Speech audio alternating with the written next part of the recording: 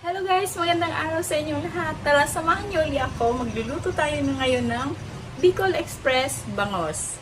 Ayan. Sa halip na karne, bangos tayo ngayon, syempre.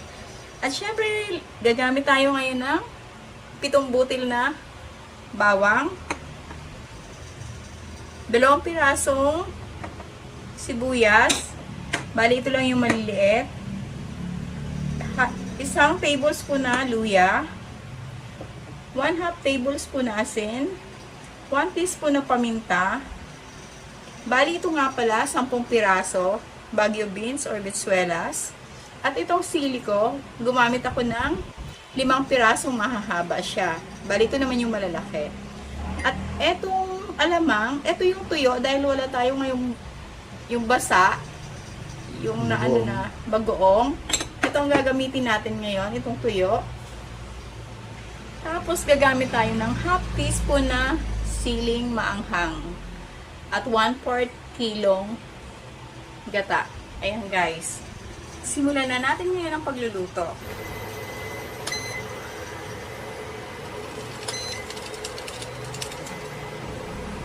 Ayan, maglalagay nga pala tayo ng langis. Pwedeng 1 tablespoon lang or 2 tablespoon.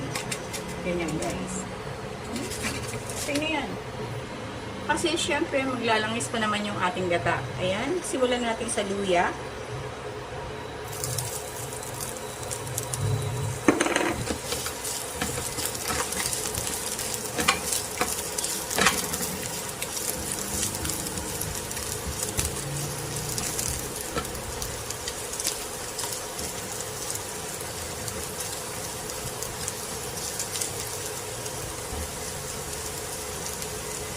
Hintayin natin mag-golden brown na konti. Lang na to.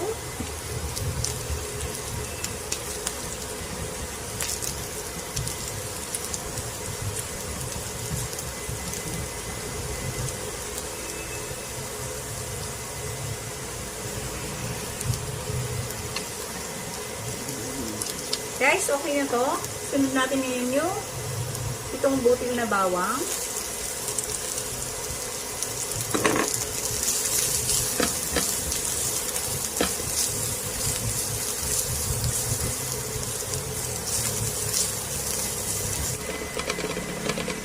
Itong sibuyas, 2 pirasong maliit.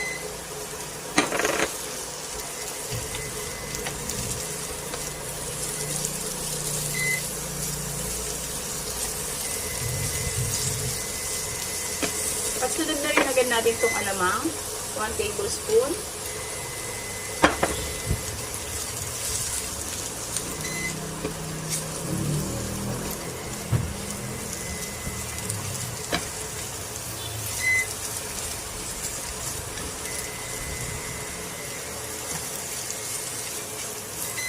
Ilaw pa yung sibuyas na.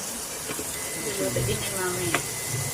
Sunod na natin itong Baguio beans, bitsuelas, 10 piraso.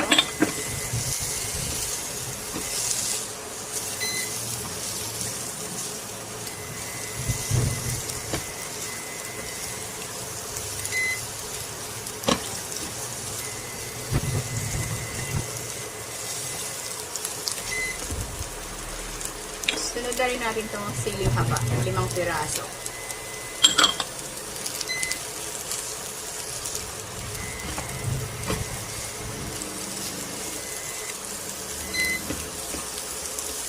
Lagay na rin natin itong 1 teaspoon na paminta,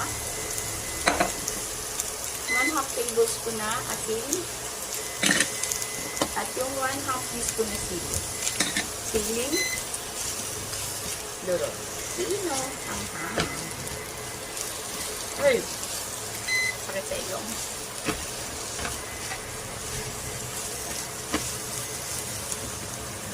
At lagay na natin itong 1/4 kilo na gata.